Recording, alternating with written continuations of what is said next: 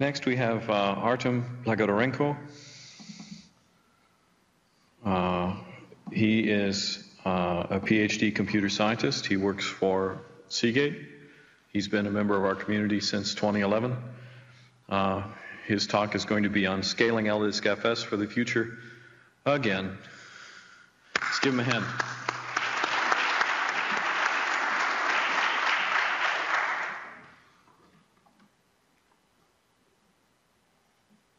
Good morning.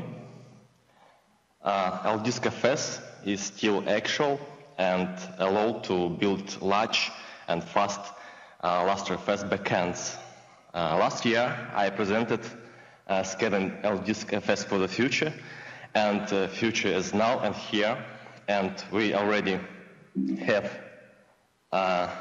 large solutions in production that use this code.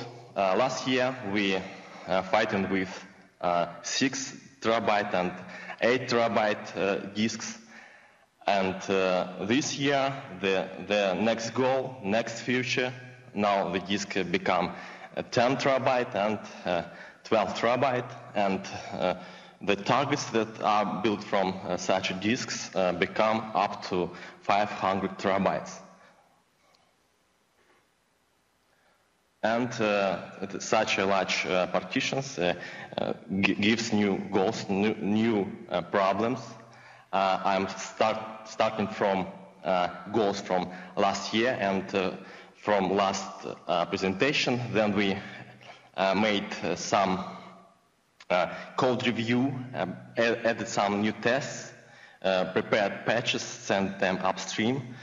So everybody who use LDISKFS can move to the new scale to 256 terabytes. And that time we pointed to some long-term problems that should be solved before moving forward. So it's inode count, other 64-bit counter, large memory blocks allocation, and solution for storing many files in the same directory. So since that time, some things are solved. I'm starting from inode count limitation. The problem is that somebody, customer, asked to build some MDT, for example, that has 16 billions of inodes.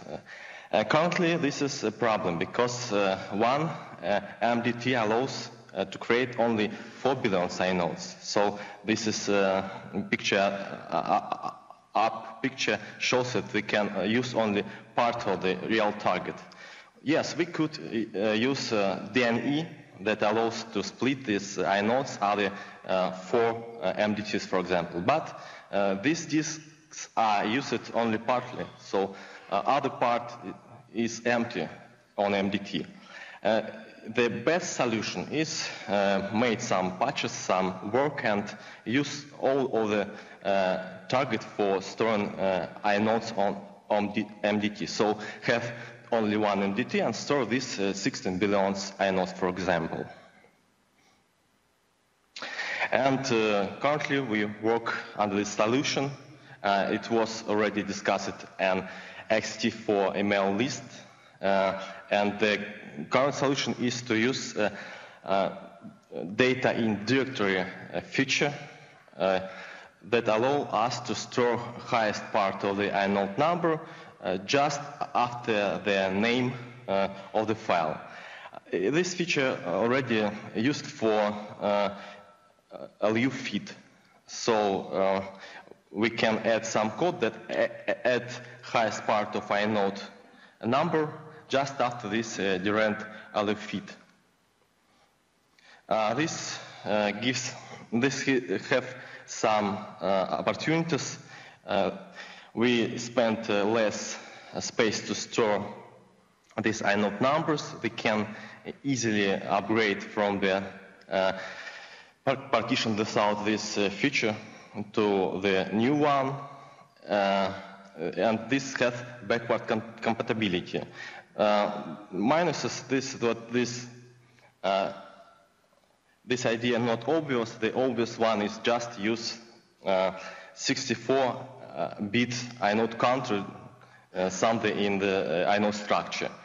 And this requires some extra code, but this is not the big trouble.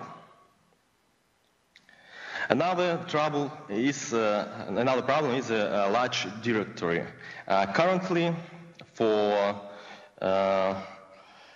common file names, we can store only near 10 million files in the same directory. The reason is because LDISKFS is limited.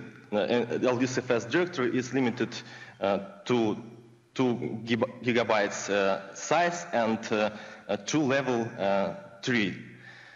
But if we want to make very large targets, we expect to store many files in the same directory. So we need solution, and solution already exists. We can add one more extra level to the file names tree and extend this 2 gigabyte directory. But this solution required some steps to complete. Because this is LDISKFS very related to the ext4 file system, it is more, the best solution is send upstream first and then cherry pick it from ext4. So original code exists since PDROP's feature. We added E2FS procs support, added some tests, prepared some testing to show that it works as expected, and sent it upstream. And currently this is in landing state, so we are expecting it will be landed to a kernel soon. So testing shows that performance drop is not so large, and give enough speed to use this feature. We tested it on 120 million inodes using LDISKFS partition, created only hard links, and using create many utility. We used hard links because inodes creating can add some other troubles, but we want to see influence only directory names. So this is the problems from last year research. This year new problems arise that need to be solved. First of all, we tried to format the large partition and faced the problem that the current settings inode count is larger than 4 billions. Yes, we can adjust some parameters like inodes per bytes rate, but we added the patch that automatically adjusts it to the biggest one value, to the 4 billions.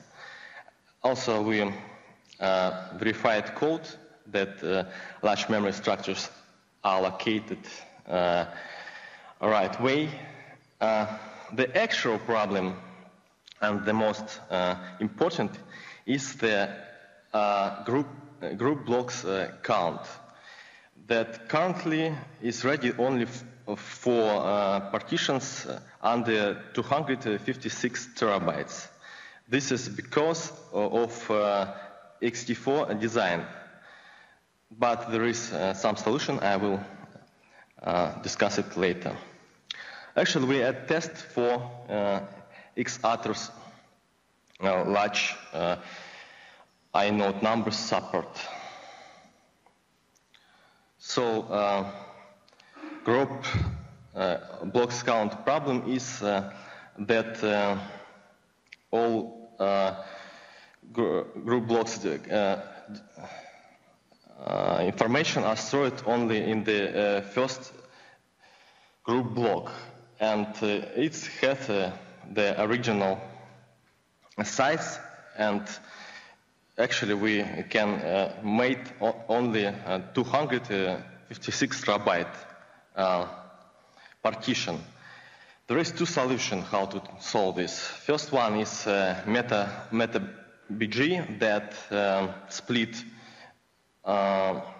group blocks across the partition. And other one is BigAlloc that just increase the block size. MetaBG as shown in this picture. We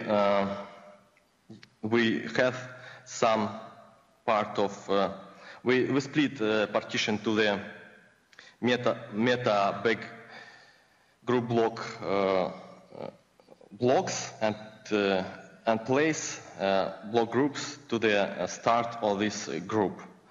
So we can allocate enough group blocks we need and solve our original problem.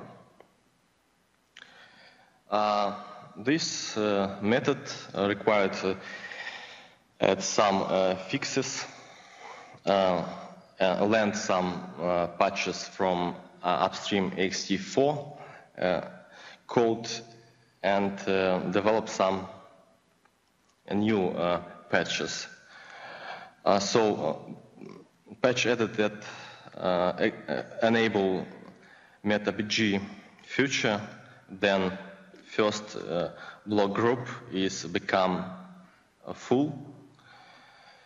Also, there is a problem that partition that enabled MetaBG is mounted a long time, so we added read ahead to the E2FS procs and to the libx2 library. Also, MetaBG parameter cannot be used with resize parameter, and patch was added that exclude resize automatically, so we can use MetaBG option. So I mentioned the problem of mounting a partition with MetaBG. This is because now group blocks are located other partition, and if this hard drive, the head need to move it to different parts of hard drive. This is random IOs, and such IOs are many IOs, near 37,000 for 300 terabytes target.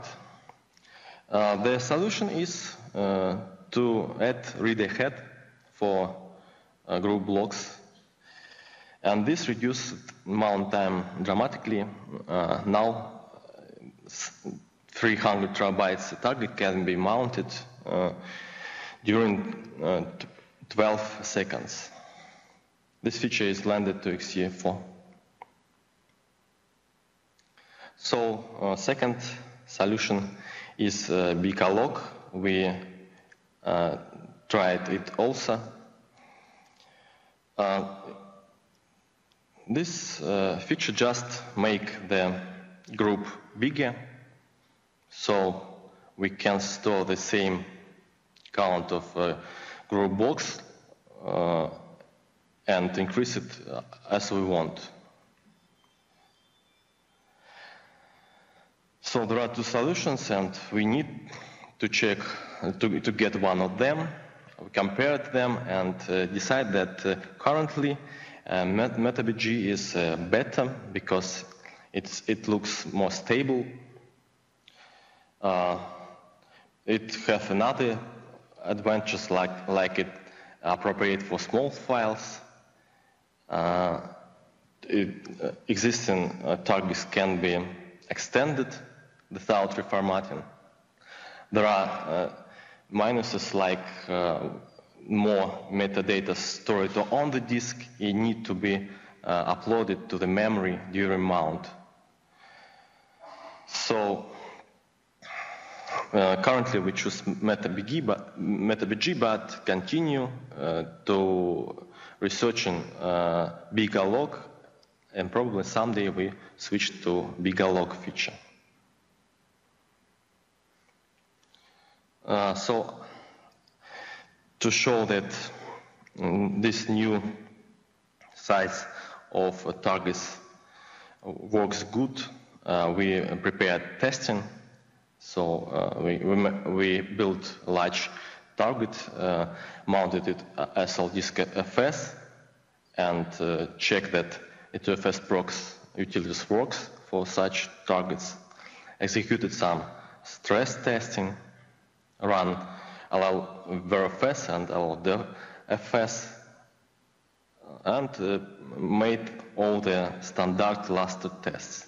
So currently we can say that E2FS procs, LDISKFS, and Lustre code are ready for new storage size.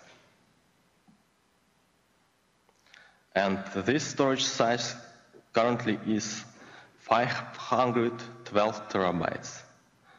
So the reviews, patches, and testing that we made allow us to change this grade.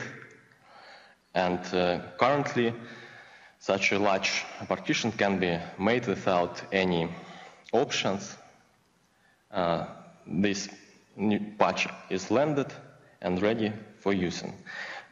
These solutions give opportunity for customers to have fewer but larger targets,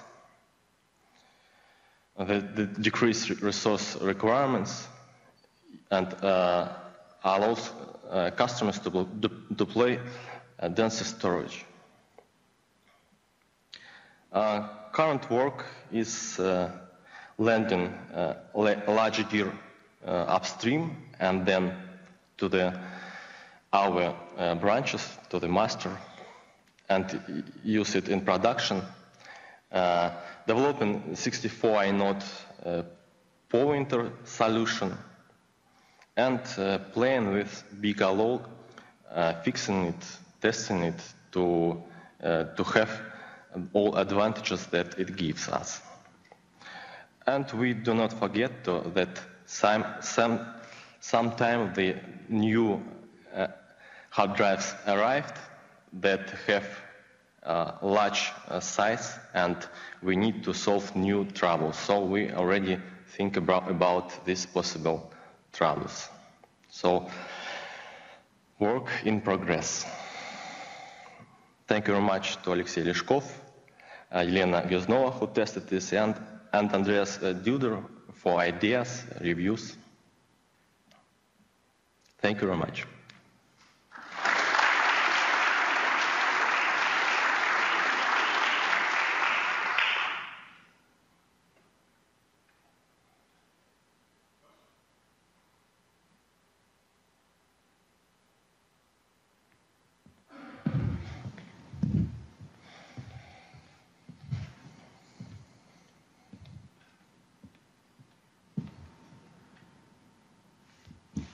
Thank you.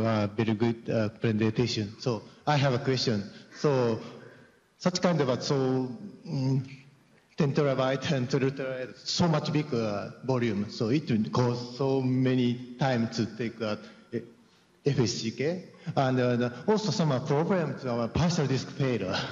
So in that case, we have some need to accelerate the time to this FSCK, or some duplicate blocks, some protect some partial failure. Do you have some any idea to solution such kind of problems? Are the solutions for what? FSCK, too much time to disk or something like that. FSCK is ready for new target sizes. We fixed some bugs that exist. Also, some partial disk failure block. So sometimes some block is collapsed and some not released. So in that case, for a super block, some duplications of every area. So how about some? So FSCK need still to be ready to correct data to restore, and these cases wasn't this case. Yes, sure.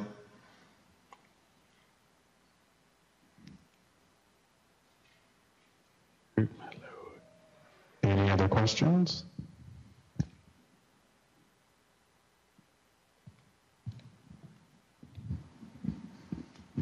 So beyond E2FSCK, functionally working with such a large volume, are you planning to do any work to improve FSCK performance, like parallel, scanning or something like that? Yeah, sure. We need some parallel solution, and these features are scheduled. And there's also, I'm sure you're aware, there's a feature, metadata checksum, in newer versions of ext4, right, that allows, checksumming all of the bitmaps and group descriptors and all of those things. Have you done any testing with that feature yet? So you suggest some special solutions for ext4 that can be helpful for Lustre? No, it already exists in the ext4 code. It's just that we've never tested it, right? I'm just saying, so I can't remember what version of the kernel it's in, but there's a meta csum feature that already was written by Oracle. It's just that we don't enable it. We haven't used it. And I'm just wondering if you've done any testing with that feature.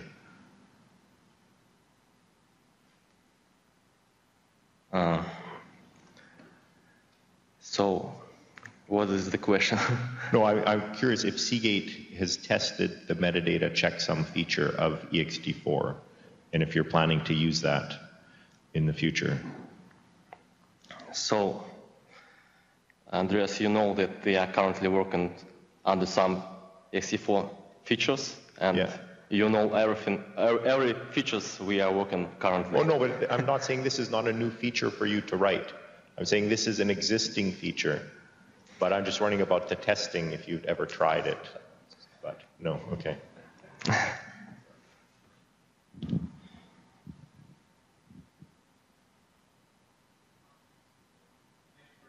Thank you.